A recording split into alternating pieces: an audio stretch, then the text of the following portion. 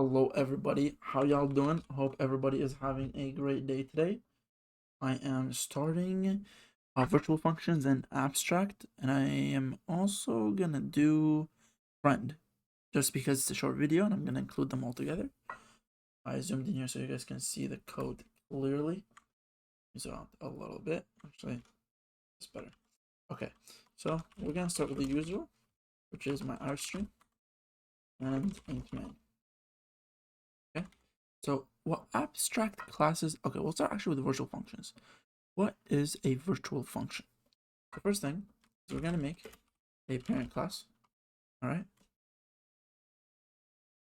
And we're just gonna give it some variables. So the parent has a name and he has an age, all right? And I'm gonna make these private, right? And I'm gonna also have, oops, let me make this look pretty and tidy. And I'm also gonna have a parent constructor, which takes an std name and an int age, all right? And we're gonna initialize them, right? There you go. So this is just the basics. Now let's say I make a function that is called, it's void and it's called hello. What this function does is it will just print hello, you know? So hello, how are you from, let's just say name, like, here. What do you call it? Oh, this name and there. So this will print out whenever I call this function, it will say hello, how are you from whatever the name of the parent is, right? So you see here, I'm gonna initialize parent, right? I'm gonna name him Mike. I'm gonna call the constructor, and I'm gonna give it, see up here, takes a name and an age. Mike, and his age is 69, because like, duh, old ass guy. I know when I do Mike dot hello, and I run this function, so compile and run, it does it properly. All right, so everything is fine so far. Now, what if I make another class, child, which inherits from parent? All right, so it's actually, oops, public parent, parent, right? Ooh, there you go. And this child, since it inherits, I don't need to pass it any name or age, but what I do need to do is call its constructor, right? So child, and we're gonna make this constructor, which will take a name and it will take an age. You guys don't have to focus about this because this is for, it's out of the scope. It's about abstract classes and virtual functions and constructors covered in the video before. So if you guys don't understand what I'm doing here, you should watch the video before. But anyways, where were we? Yeah, so we called the constructor, but since it's inheriting from parent, I also have to call the parent constructor and pass it the name and the age. And I don't need to initialize anything because I don't have any new variables. It's just gonna inherit these and I'm already passing them. So all right, so now this class doesn't have a function hello, right?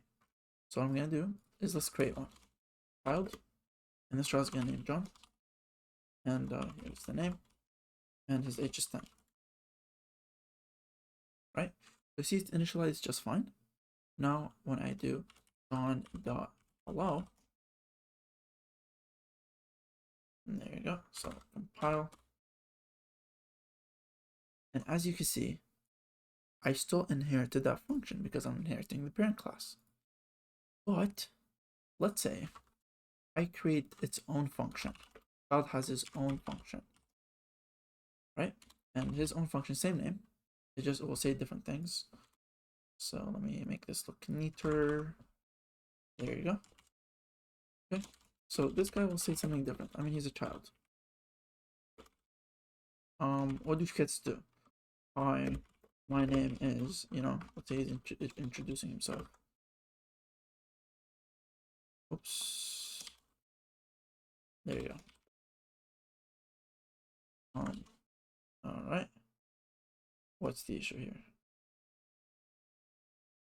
Is inaccessible, right? This is because the name is private and not protected. And there you go. You see now that's protected. I can access, it's fine. And now when I call this function, so I'm gonna run the same code. I just added this, but I'm gonna run the same code. And you see, it changed. It's not running hello, how are you from John. It's running hi, my name is John. Because in inheritance, when you rename a function and you call it from the child, what it will do is first it will look for the function within the child class. If it's not there, it'll inherit it. That's the order it goes in. But so let's assume, remember how we said last lecture that a base class can point towards its derived classes. So this is the parent class. It can have a parent pointer which points towards a child. So you see, typically, two classes of different types or two variables of different types can't point to each other. So you see, if I have a pointer, an integer pointer, and I make it point towards, let's say, a character. I have a character A equals A, right? And if I try to make the pointer point towards A, it won't allow me because you can't have, you need a character pointer to point to a character and an integer pointer to point to an integer. You can't mix them up. But because child inherits from parent, you can. You see, when I do parent pointer equals the address of John, this doesn't have an issue. And you see, I can even invoke this like that through the pointer. And let's see, when we run this, which function do you guys think will run? I'm using a parent pointer that points to a child derived class, and it's invoking the hello function. Will it run this hello? Or will it run this hello? Let's find out. Surprising, it ran the parent's hello. So, when you make a parent pointer and you invoke some function that is in the parent, then we'll refer to that. Because the way it works is you're making a parent pointer which invokes hello. Like, yes, it does point towards a child, but its origin is a parent. So, before it goes to the child, we'll look for its own function. If it doesn't find it, we'll go to the child's. So you see, if I remove this, so now the parent doesn't have it, I can't even run this. Has no member hello. So a parent can only invoke function, a parent pointer that points to a child can only invoke functions that are within the parent. Alright, now to be honest, I'm curious, would I be able to also access the name? And I should be able to. Let's see. According to the logic, member name declared line is, oh, because it's private, I see. Or protected. But if this was public, then I'd be able to. But yeah, I was just curious for a second there. But makes sense. Anyways, so you see here, yeah, it tells me I don't have because I deleted it. But let's put it back in. And now let's say I want my parent pointer, instead of invoking the parent's function, I want it to invoke the child's function. Now, like we said, if I get rid of this, I won't be able to. So what I could do is I can make this a virtual function. What a virtual function does is says, look for the child before you look for me. That's basically what it says. You see now, I can point for it.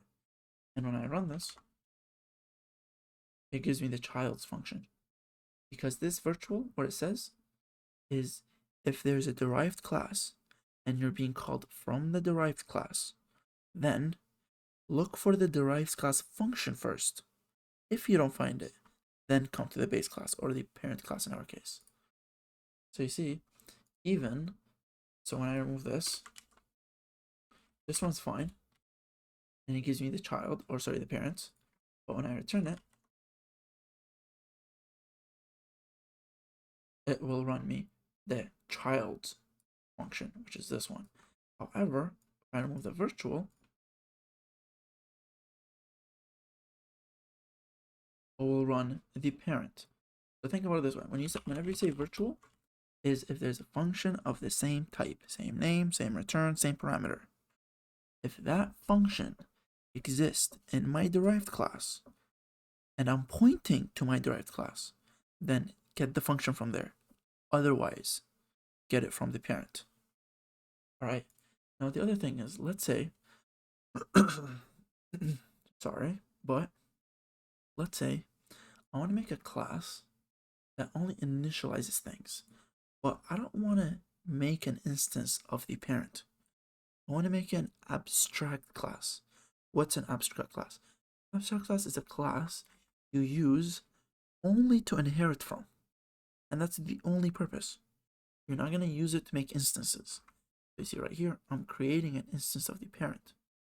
But let's say I want the class just to derive variables from it, functions, but not to actually make an instance of it. That's when you will have a pure virtual function. So a pure virtual function is just 0, you do equals 0, semicolon.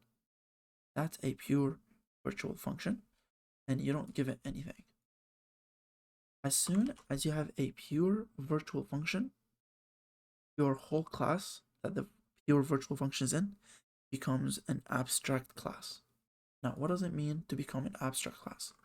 It means I can't make instances of it anymore.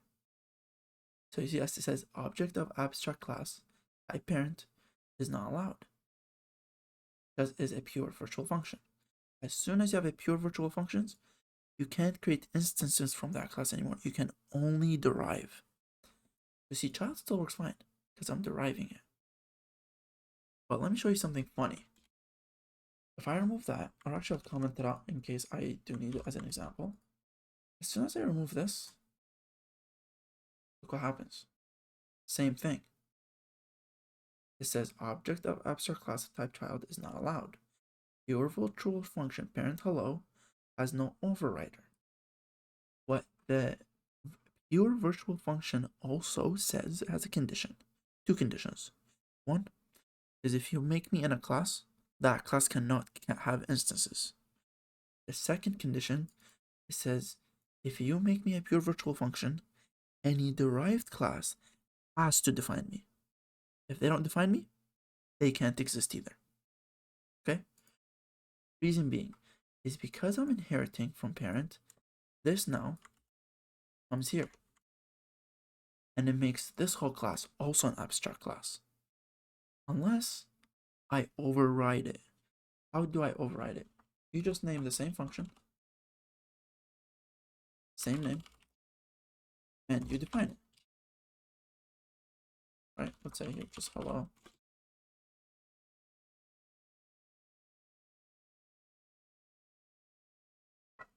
There you go. And you just define it. And that is your, definition for the virtual. And you see it down here. It works just fine. Now, the other thing for your virtual functions is there's also a command, I believe, that is override. This is to explicitly tell the compiler that you're overriding. You don't have to, but you can explicitly tell it like this. But remember this, virtual functions, pure virtual functions. So to recap, pure virtual functions have two conditions. The class it's in has to be an abstract class. As soon as you have one virtual function, it becomes an abstract class. Okay, what are the rules for abstract class? You can't have instances of an abstract class. The second thing is, the second condition for a pure virtual function, not a virtual function, a pure virtual function, is that the derived class has to define the virtual function, the pure virtual function, or else it mutates it and makes it also an abstract class. Okay?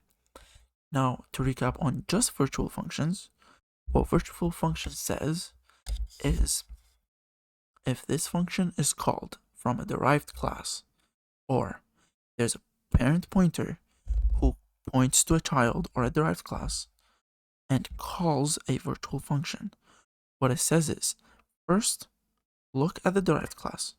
If you find a function there, use that one. If and only if that function is not in the derived class, go and run it from the base.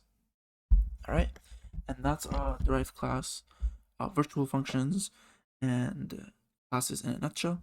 This is also multiply inherited. So if I make another class that only inherits child, the virtual function of the parent applies to it too, because when I inherit a child in another class, I also inherit its inheritance, and so it applies like a child domino effect.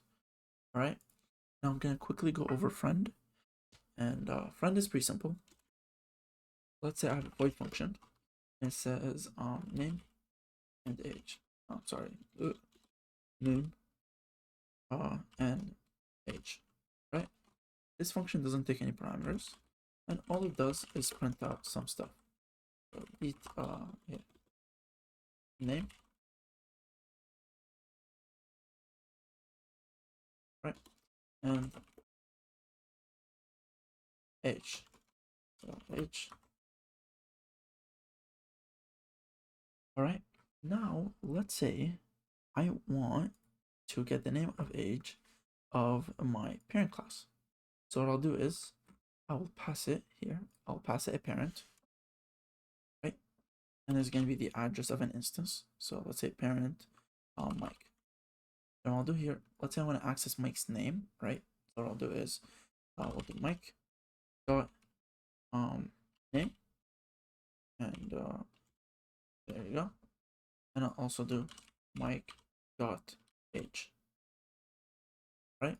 So here what it's saying is member age declared at line 7 is inaccessible because it's private, protected. Or let's say it's private, right? Let's say it's private. Or it can also be protected, which either way, you cannot access it outside the class. And in protected case, you cannot access it outside the parent class and its derived children, right? So what we can do, and actually here, just for teaching sakes, I'll change it to private. We don't need this anymore. And we don't need this anymore. I'll keep this. You see, I'm initializing it. And Mike virtual function. Let's remove this so we can actually use the class.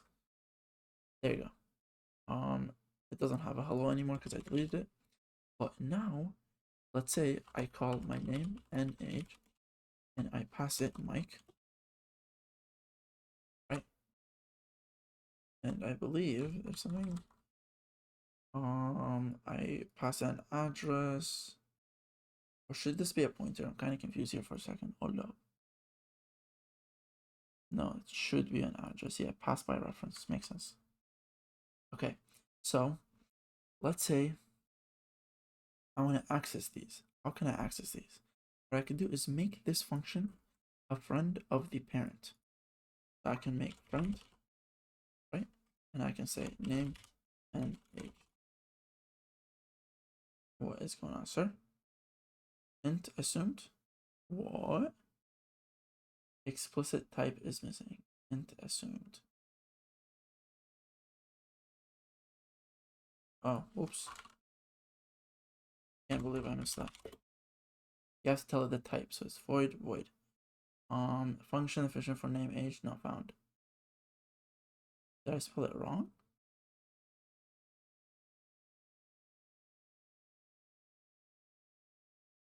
There you go. Now it's gone.